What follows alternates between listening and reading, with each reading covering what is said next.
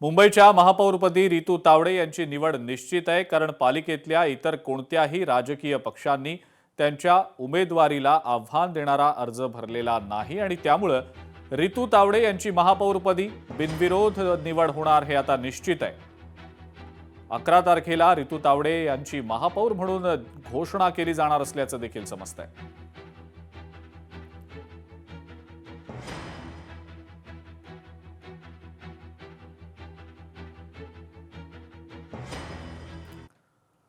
भाजपचे मुंबई अध्यक्ष अमित साटम यांनी महापौर पदासाठी आणि शिवसेनेचे नेते राहुल शेवाळे यांनी उपमहापौर पदासाठी उमेदवार जाहीर केले।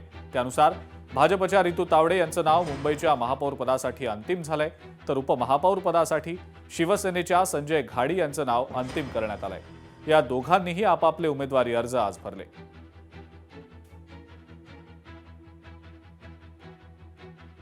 आदरणीय देवेंद्र फडणवीस साहेब, त्याचबरोबर उपमुख्यमंत्री आदरणीय एकनाथराव शिंदे साहेब, उपमुख्यमंत्री आदरणीय सुनीताताई अजितदादा पवार साहेब आणि त्याचबरोबर आमचे मुंबईचे अध्यक्ष अमित साटमजी आणि मंचावर बसलेले सगळे उपस्थित या सगळ्यांच्या आणि माझ्या समोर बसलेल्या माझे सगळे सहकारी महायुतीचे आमचे सगळे नगरसेवक यांच्या वतीने मी आज फॉर्म भरलेला आहे आणि मला नक्की खात्री आहे की 11 तारखेला चांगल्या मोठ्या संख्येने हा विजय निश्चित आहे। मनापासून मी अभिनंदन करतो। मला असं वाटतं रितू तावडे ह्या आमच्या सिंधुदुर्ग जिल्ह्यातल्याच आहेत आणि लग्ना अगोदर त्या चेंबूरच्या होत्या, म्हणजे दोन्हीकडून कोकणाचं आणि चेंबूरचं नातं आहे।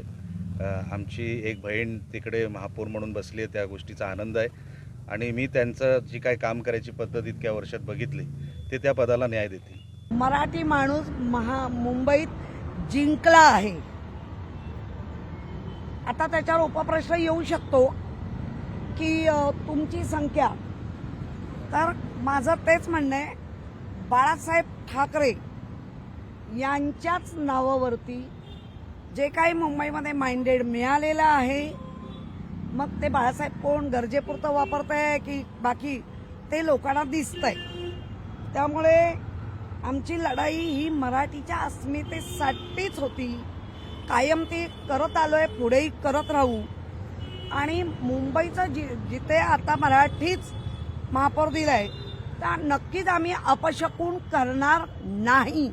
आम्ही या मुंबई महापालिकेत सत्ताधारी म्हणून काही बसणार नाही आहोत। आम्ही या ठिकाणी आम्हाला जनतेनं त्यांचं काम करण्याची संधी दिली आहे, या भावनेनं आम्ही तिथे बसणार आहोत। मला असं वाटतं की देवेंद्र फडणवीसजी आपल्या महाराष्ट्राचे आदरणीय मुख्यमंत्री आहेत, त्यांची काम करण्याची पद्धत, सर्वांना सोबत घेऊन जाण्याचा त्यांचा स्वभाव आणि काम करत असताना तुम्ही पाहिलं असेल ते प्रत्येकाला मान सन्मान देऊन त्यांच्यासोबत काम करत असतात आणि अनेक वेळेला अनेक गोष्टी ह्या आदरणीय देवेंद्र फडणवीसजी यांनी केलेल्या असतात आणि हे नंतर आपल्याला कळतं।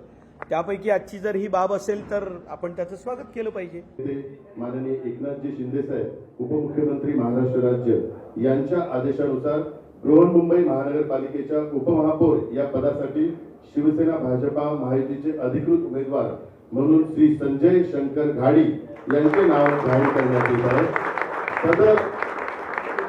सदर उपमहापौर पद हे 6 वर्षाकरता असेल, हा एक नवीन फॉर्म्युला माननीय मुख्य नेते एकनाथ शिंदे साहेबांनी घोषित केलेला आहे, तर याची नोंद आपण सर्वांनी घ्यावी। पहिल्याच दिवशी सांगितलं होतं की मुंबई शहराचा महापौर हा मराठीच होणार, मुंबई शहराचा महापौर हा हिंदूच होणार आणि कदाचित त्यांना दुसरा कोणीतरी वेगळा महापौर हा करायचा होता।